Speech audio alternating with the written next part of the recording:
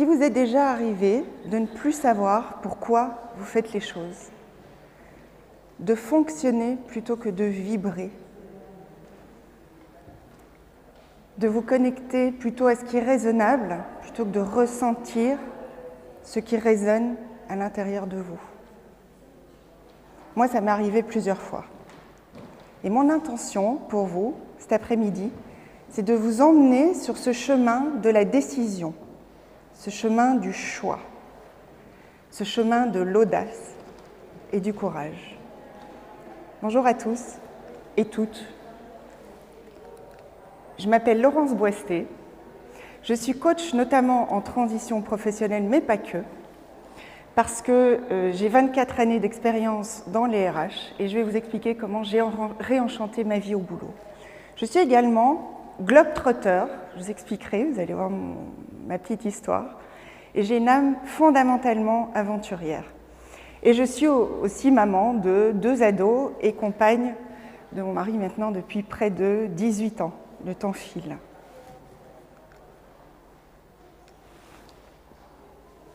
Ces âmes,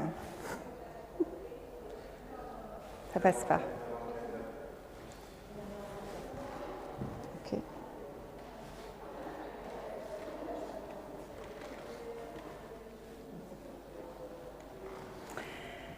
Alors aujourd'hui, je vais vous présenter une méthode que j'ai mise au point, qui est la méthode de ma vie, en quelque sorte.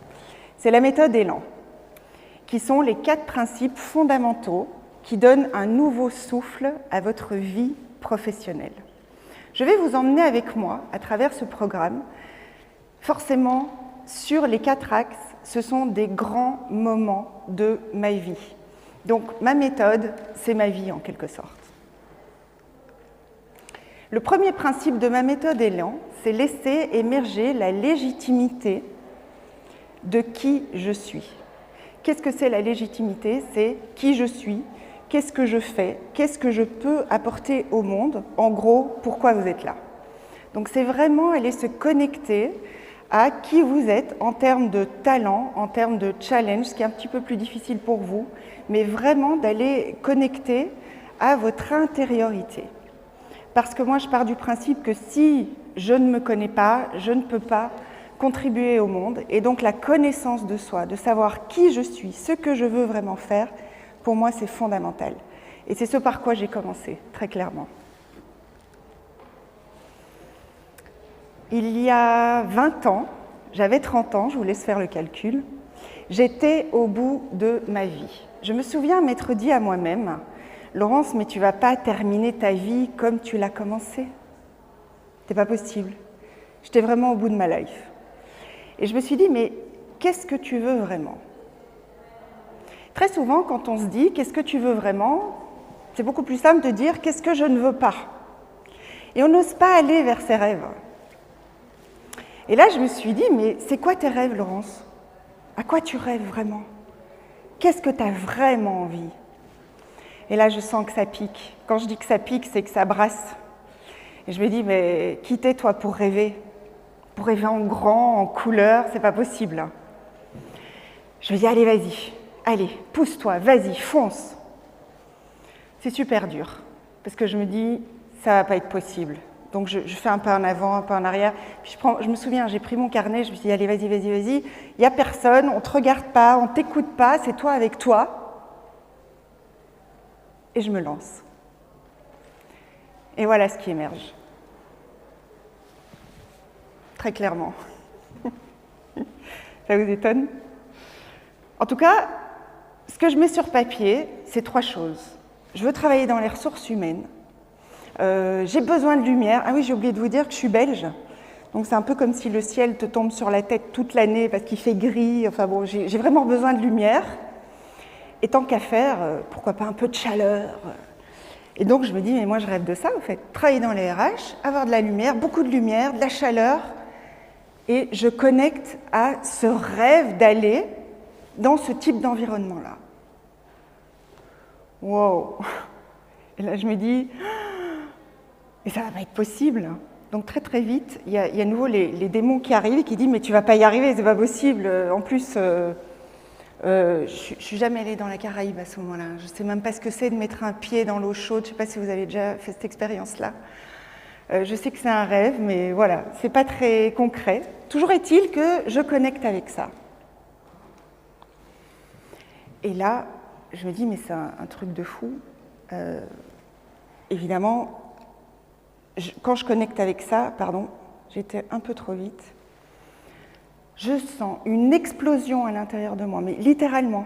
Je sens une joie, mais une sorte de feu intérieur, comme ça, je me dis, ça fait longtemps que je n'ai plus ressenti ça. Je le ressentais quand je partais en vacances, parce que j'avais de la chaleur, le soleil, tout ça. Mais pouvoir l'actualiser, le faire avec un boulot, je ne savais pas trop comment faire, mais en tout cas, je ressentais que c'était génial.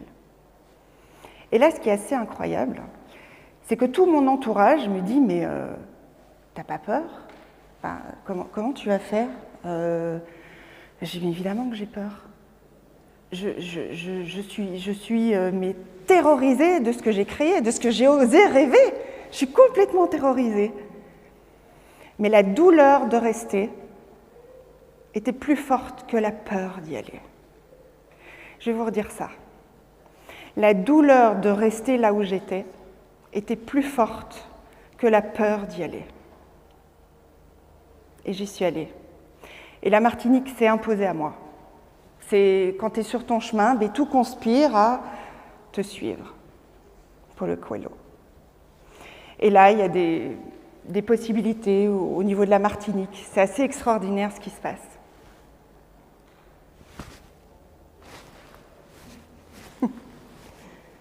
Je vais y arriver. Avec du recul, je ne sais pas si vous connaissez cette citation, ils ne savaient pas que c'était impossible, alors ils l'ont fait. Imaginez une Belge qui, même pas, elle sait où c'est la Martinique sur la carte, parce qu'on ne sait pas en Belgique où c'est spécialement la Martinique. Et je me lance, donc je quitte tout, je quitte mon job, je quitte mon mec à l'époque, je vends mon appart et je pars avec une valise rouge que j'ai jetée il n'y a pas très longtemps. Et je quitte ce que je connais et je débarque dans le nord de cette île, en Martinique. Et je me souviens que quand j'ai pris l'avion, j'ai vraiment ressenti que j'allais vers une forme de liberté. J'avais une puissance à l'intérieur, je me suis dit « Yes, Laurence, tu l'as fait !» Tu l'as fait. En tout cas, tu t'es permis, tu as osé d'y aller, alors que tout l'environnement dit « Va des rétro Satana, ça ne va pas le faire, elle est folle ». Elle va revenir dans 3 mois, elle est complètement folle. Je peux vous dire aujourd'hui que quand on me dit elle est folle, c'est que je suis sur mon chemin. Très clairement.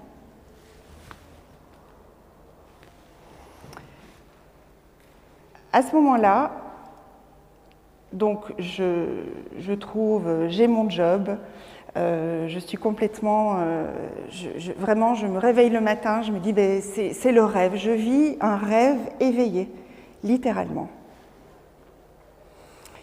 Et ce qui se passe, c'est que je suis vraiment sur mon chemin, je rencontre mon mari, mes enfants sont nés là-bas. J'ai une carrière dans les ressources humaines parce que du coup, j'ai travaillé, c'est très rock'n'roll parce que j'ai travaillé dans toute la Caraïbe. J'étais DRH Antilles-Guyane, donc j'ai énormément voyagé. Et au bout de 10 ans, mon compagnon décide d'être muté, enfin d'accepter une mutation. Et donc on rentre à Lille, donc je ne suis pas lilloise, donc ça fait 10 ans qu'on est de retour. Et ce qui se passe, c'est que c'est très difficile pour moi ce retour-là, parce que j'ai suivi vraiment la famille et je rempile sur un poste de DRH. Et ça devient de plus en plus compliqué pour moi. C'est-à-dire que je sens que c'est vraiment étriqué à l'intérieur, que de nouveau, je sens que je suis au bout d'un cycle, qu'il y a quelque chose qui ne se passe pas bien à l'intérieur de moi, parce que je suis vraiment connectée à mon corps. Vous savez que les émotions, elles naissent dans le corps. C'est vraiment le cœur des émotions, c'est dans le corps. Et mon corps me dit, c'est super compliqué, au fait. Et ce deuxième principe, qui est de se libérer de sa carapace, c'est vraiment aller connecter à ses émotions. Vous savez, quand vous vous sentez comme ça, un petit peu à l'étroit, et vous dites « Oh, il y a quelque chose qui ne va pas ». Et c'est vraiment aller se reconnecter à ses émotions, à toute sa vulnérabilité. Et c'est là qu'on rentre en puissance. Quand on reconnecte à son enfant intérieur, quand on arrive à comprendre ce que les émotions veulent vous dire, c'est votre GPS intérieur. C'est vraiment un indicateur, quand les émotions sont désagréables, c'est un indicateur, comme le voyant lumineux sur votre tableau de bord de voiture, qu'il y a quelque chose qui n'est pas aligné. Donc pouvoir se libérer de sa carapace, c'est connecter à toutes ces émotions qui sont un petit peu compliquées et d'essayer de les comprendre, d'essayer de connecter à ses besoins, à vos importants. Qu'est-ce qui fait que ça ne va pas bien? Parce que je rempile sur un poste de DRH, et comme je vous disais, c'est super dur. Alors peut-être que pour vous, des équations chiffrées super faciles, mais moi pas du tout. Je ne sais pas si vous connaissez Amélie Nothomb dans Stupeur et tremblement, ben c'est moi. Je reprends un poste de DRH et c'est horrible, parce que je suis connectée à ça. Mais c'est moins coloré quand même. C'est des équations chiffrées, c'est des taux d'absentéisme, c'est des licenciements, c'est des personnes dans des cases. Enfin bon, je perds complètement pied, c'est l'horreur totale. Et je ne vois pas venir, mais je suis en train de faire tout doucement un burn-out. Un burn-out, moi? Ben non, moi je suis DRH, c'est pas possible. Je ne fais pas de burn-out, moi je suis là pour tout le monde. Tout le monde compte sur moi, donc moi je ne fais pas un burn-out. Eh bien si, je fais un burn-out, je tombe littéralement, je ne peux plus me relever un matin. Et c'est vraiment, ça tombe d'un coup, on ne le voit pas venir. Et là je me dis, mais quand même Laurence, il y a un problème. Et je décide de me faire aider, parce que ça c'est une pépite. Je peux vous dire aujourd'hui que si je suis là aujourd'hui devant vous, c'est parce que j'ai pris la décision d'investir en moi, de me faire aider, de demander de l'aide, de vraiment ce que je ne faisais pas, puisque moi je suis forte, je suis costaude, ça arrive qu'aux autres, je ne fais pas de burn-out. Mais à un moment donné où le fait de demander de l'aide et de se faire accompagner, ça vous permet de passer vraiment à une étape supérieure dans votre vie. Oups.